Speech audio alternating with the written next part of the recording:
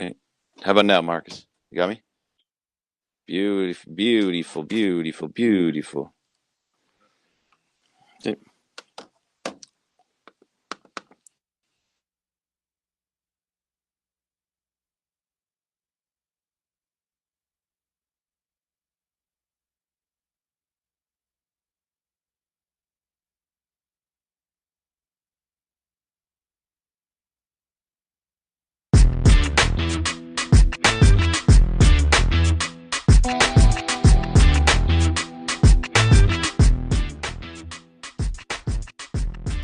Bump, bump, ba-da-da, bump, Ba-na-na, bump. bum, bum.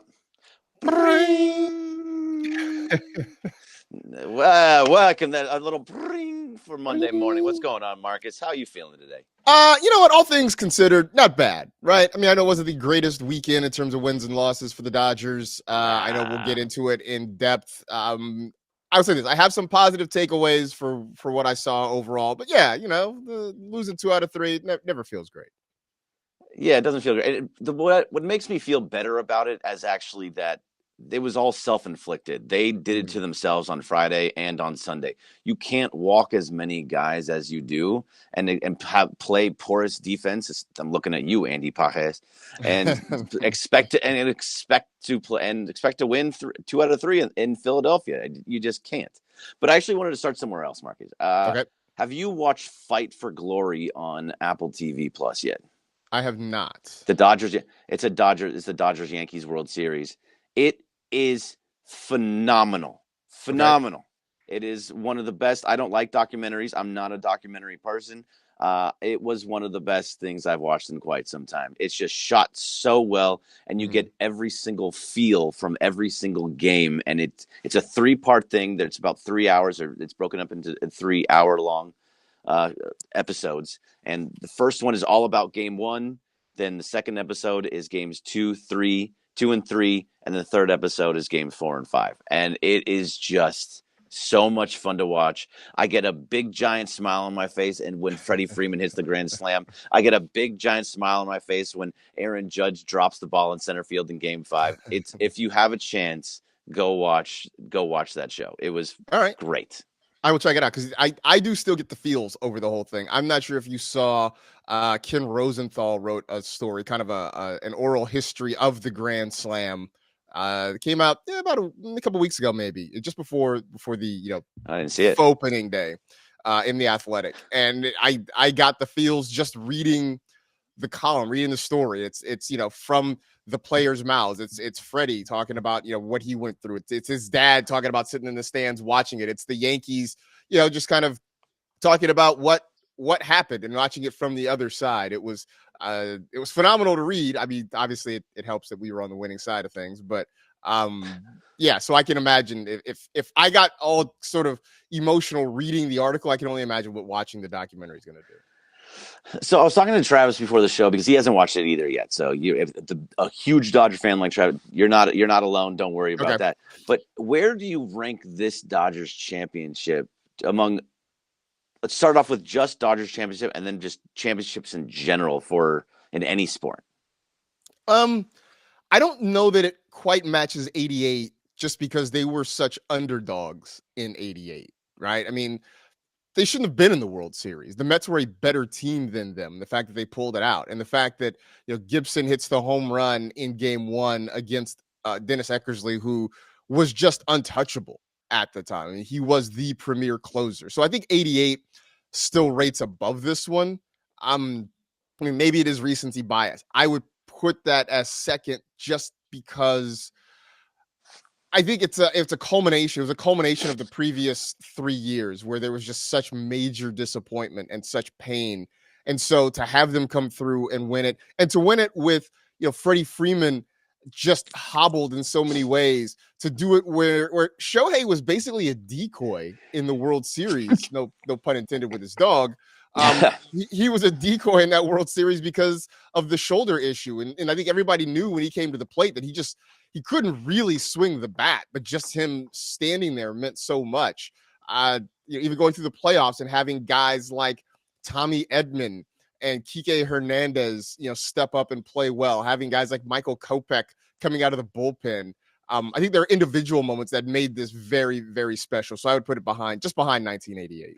Yeah, see, I was 5 when 1988 happened, so I have memories of it, but it's all kind of in the recesses of my mind type memories where I'm sitting on like the couch with my brother in '88, and when Kirk Gibson came up, and I remember the home run, but I just remember me and my brother. I don't remember anything else from the series. So for me, this is the greatest Dodger World Series of all time because it really is like 2020 was kind of like it was a weird year. There was no Yeah. fans, all this stuff. It all counted, but it just didn't feel the same. So this is the best thing that I've watched in quite some time, and it rivals kind of just championships in general for me right now. I think 2010 against the Celtics with the Lakers, that's up there for me. And then 1995 UCLA basketball is up there for me. Maybe the Kings, I would take probably the 2014 Kings championship, but Mm-hmm. yeah, I mean it's one of the top for me all time.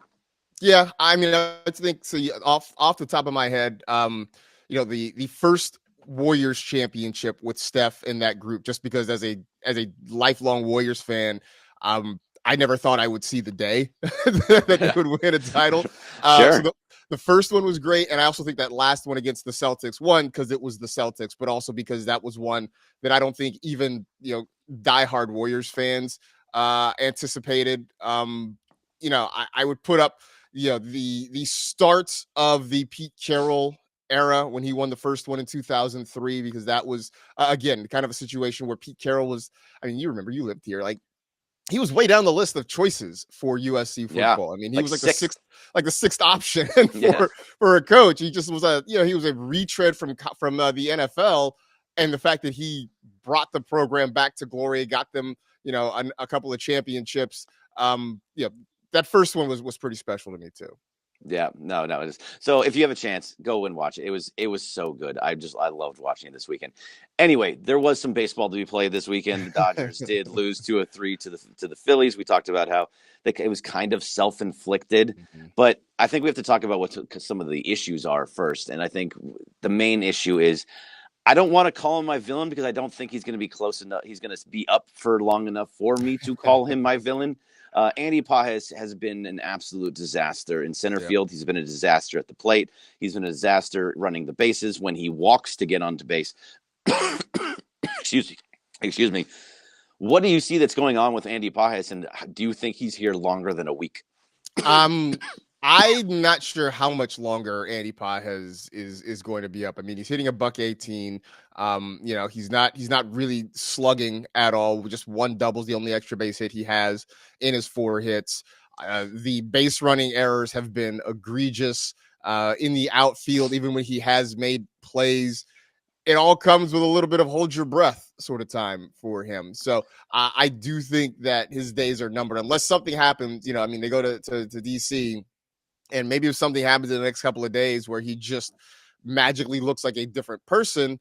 I saw there was a video circulating on the interwebs from Hesong Kim, rather. He wasn't in the lineup on Sunday in Oklahoma City, and there's a video of him in the dugout sort of getting hugs and high fives from Dalton Rushing, from the manager, from a lot of the players there. And the speculation is, does that mean he's getting the call up? Is he coming to LA, or I guess joining the club wherever they're going to be? Which would mean Kim's playing second base, Tommy Edman goes out to center field, and suddenly Andy Pajes is on the outside looking in. But I think last year, Greg, you could sort of excuse some of the defensive struggles because he was hitting the ball well enough. I don't remember the base running being quite so bad last year. That seems to be a new thing that is really unwelcomed.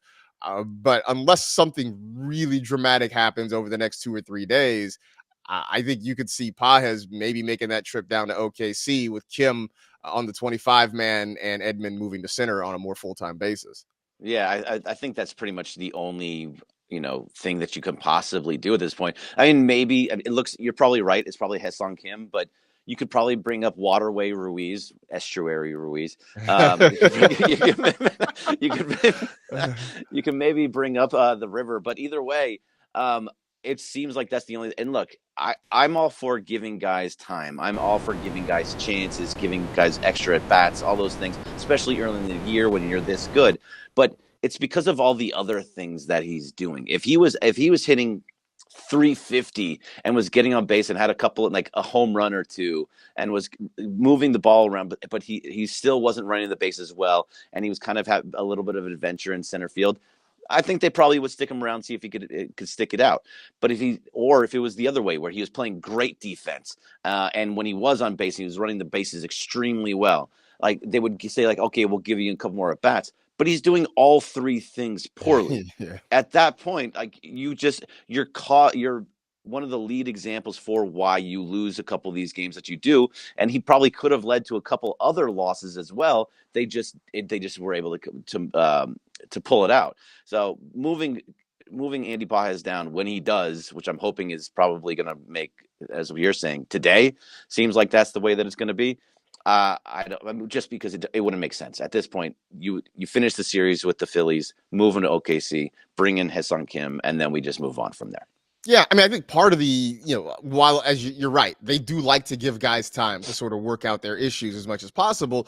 But the other part of this is because this team, this organization is so deep in so many places, and the fact that they seem to have acquired a lot of guys who can do multiple things, right? I mean, we talked about Kike, who's pretty much played the whole season at first base with Freddie Freeman out. They've got Tommy Edman who can play multiple places. They've got so many guys, Mookie Betts, I mean, technically could still play the outfield if you needed him to, even though they don't want to do that. No. It also means that for guys who are struggling, like younger guys, especially if you have options and they can stay down, the leash is a little bit shorter. I mean, I think we talked about it. We talked about with Travis, looking at a guy like James Outman, who I think under normal circumstances probably gets more time to sort of work out what his situation is. But the fact is, we've talked about Pages driving the struggle bus out in center field, and nobody has said, hey, call up Outman, just because at the plate, it was such a major issue for him. So I think Pages, I don't know if he's quite there yet, but he's getting there in a hurry where, look, if Kim works out well enough, if he hits well enough and we know what kind of defense he can play, then that does sort of narrow the pathways for Andy Pages to get back and be a full-time member of this team.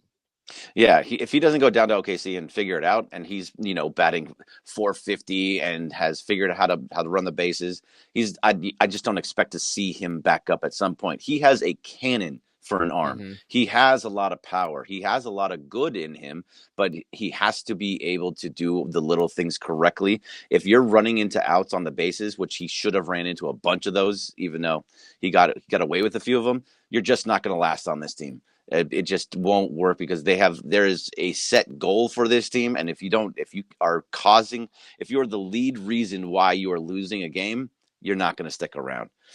So let's switch bases. But also, I want to say that the Blue Review is brought to you by LAX. Changes are arriving daily, transforming the travel experience.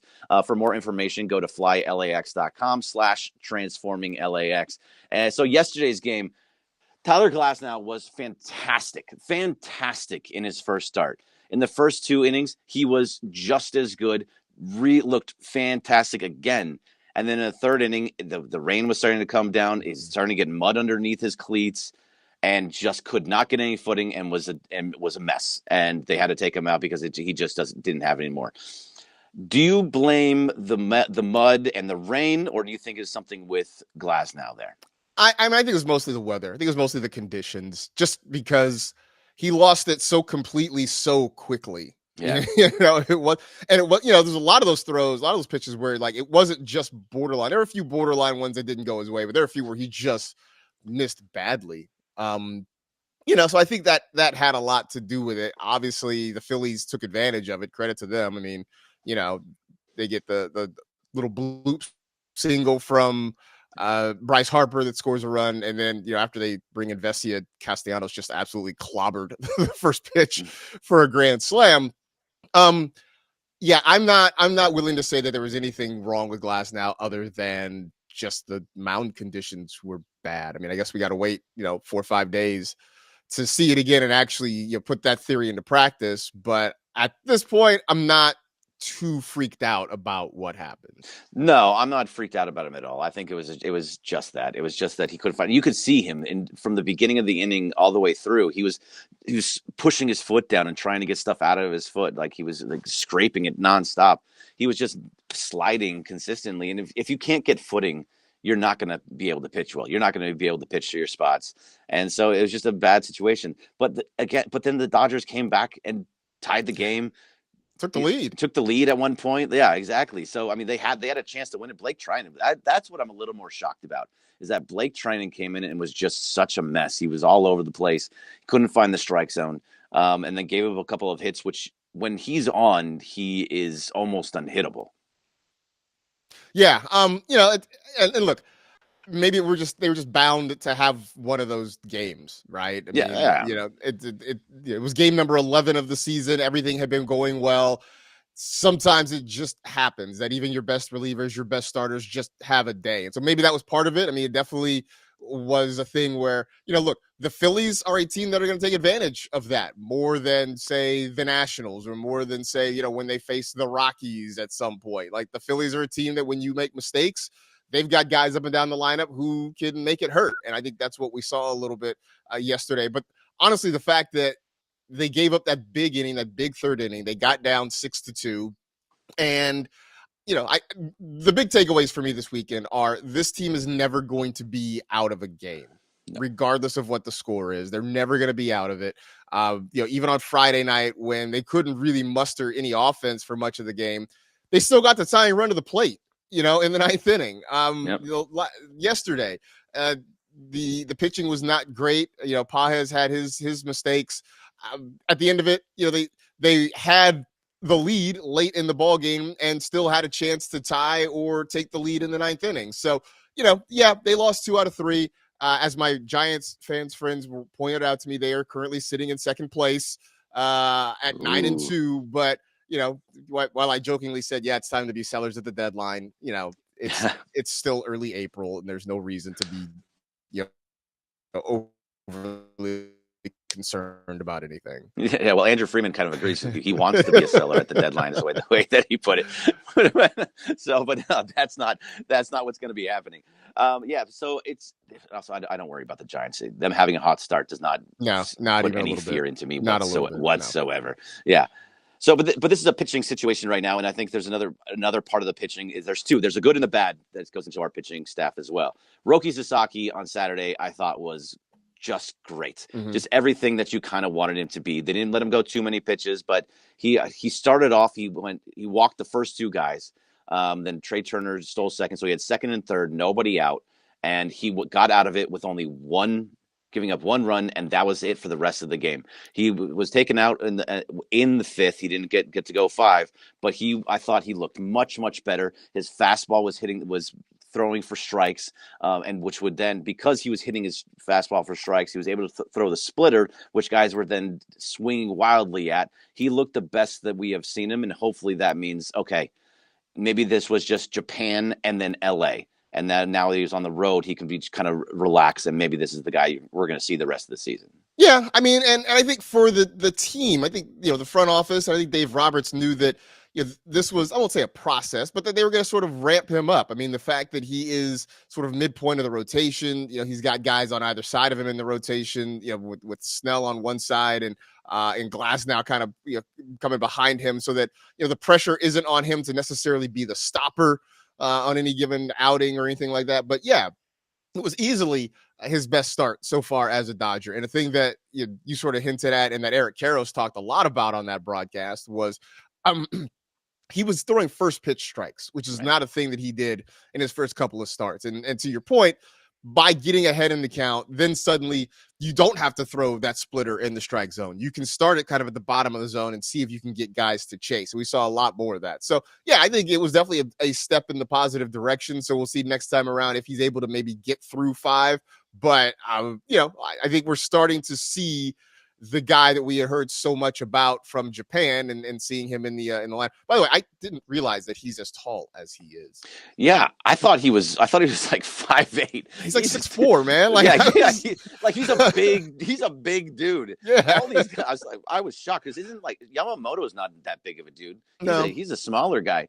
And so I didn't realize. You're right. When he was on the mound, I was like, "Wow, you are tall. You're really tall." Right. So, yeah, that caught me by surprise. No, it did. I just really enjoyed watching him on Saturday and seeing that you could see the confidence and you could see like, okay, this is who I am. Because you could see the frustration in the first two outings where he's like, I just can't find the plate. It's starting to just get to me. I had leaving games early, and he did shed some tears on this in the dugout, which fine. Like he's not used to being bad. He's not used to being somebody that can't get something done, and to be pulled, it was tough. So to bounce back and against a good Phillies team, I thought that was great. Now on the flip side of all that, Blake Snell, shoulder inflammation, is now on the IL. So that's a guy that's going to go. Like he's a guy that's injury prone, has a slow start to the season usually. Doesn't pitch a lot of innings. He's only passed 180 innings, I think, twice in his career. So this is something that I think you have to be kind of wary of. Hopefully, it's something they caught early enough, get through it, and just get through. Have your 15-day IL stint, and then come right back and be okay. But honestly, if he needs a little extra time, Tony Gonsolin's on rehab assignment, so he could be back up pretty soon. Have we heard an official diagnosis or prognosis from Dave Roberts? Because that will give us the sense. Do the opposite. Right, of like how good or bad it's going to be. I mean, I know it was the move was retroactive to a couple days ago, so hopefully it's if everything goes well, it's a shorter stay. But yeah, I need to know, how does Dave Roberts feel about it? Does he think this is going to be a short stay? Because then, if that's the case, then just buckle up and get ready to not have Snell for a while. But I'm in all seriousness. We spent a lot of time talking about how do they work out this rotation? How do they get so many arms in? And then we all said, well, look, the state of things recently has been that somebody is going to miss turns because of injury. So here we are. Yeah, they're gonna miss turns. And also, like, if you're gonna miss turns, the beginning of the season is probably the best time to do that. Like, we have enough arms, and I know that sounds crazy. That was Andrew Friedman's whole thing this year, was like, I don't want to be thinking about arms at the trade deadline. I don't want to buying arms. So if Tony Gonsolin has to still have a rehab assignment, he probably needs a couple of them, and then he'll come up. But I think you have enough at this point to kind of get you through. Especially, they brought up Matt Sauer. I don't know too much about the guy, but I think there's other guys that they can bring up. You have also in the minors that you have Landon Knack, who has major league experience and was actually pretty good last year in the regular season. Justin Robleski had a couple of good ones as well. So there's guys that you can bring up to be able to fill these voids. As long as Glasnow, Yamamoto, Sasaki, Dustin May are all healthy, I think you're in a good spot, with Dustin May going tonight, by the way. Yeah, which very, very interesting to see that going against Mackenzie Gore in this one. I'm not going to say this is a chance to exhale, because you can lose to anybody at any time. But having started the season with 3 of the first 4 series you've played have been against teams that made the playoffs last year, right? I mean, you started with the Cubs, but then you get the Tigers, the Braves, the Phillies, all in succession. The Dodgers have also faced both of the Cy Young winners from last year, So, it has been a tough start. And the fact that they've come out of this at 9-2, I think is really encouraging. There's some little tweaks, there's some little things to tighten up. Obviously, we talk about paw heads, we talk about the base running, but for the most part, a 9-2 start against that schedule and showing improvement, especially for some of the young guys, I think is all you could have asked at this point. Yeah, I mean, look at what the Cubs have been doing since losing those 2 games to the Dodgers. They're 7-5. They're playing good baseball. Detroit is leading the Central on their side. Even Atlanta finally got a win, so congratulations to Atlanta. Good for them. Good for them. Ronald Acuna is going to be in LA, I think, this week. He's probably going to be back pretty soon for the Braves. So you beat good teams, and you played good teams. And Philadelphia is 7-2 as well. Like, you played first place teams early in the season, and you're still 9-2. I think you're in a really, really good spot if you're a Dodger fan. So I think that's going to do it for us. We got to get to Travis and DeMarco, but I'm going to see you later today, correct? Yeah. With Steve Mason. So listen to Marcus Grant with Steve Mason Day on Mason Island. I may join you guys because I have a little bit of a lighter day. So you might get the return of Greg Bergman to the Mason and Island show for a little bit. I don't know how long it's going to be. People are going to be upset. People are going to be happy. I don't know. It'll go up and down. But either way, thank you for being on the Blue Review. Thank you, Marcus Grant. Parker Bell is here, but he had to do a lot of other stuff to get ready for Travis and DeMarco. Thank you to LAX, and we'll see you tomorrow. See you later.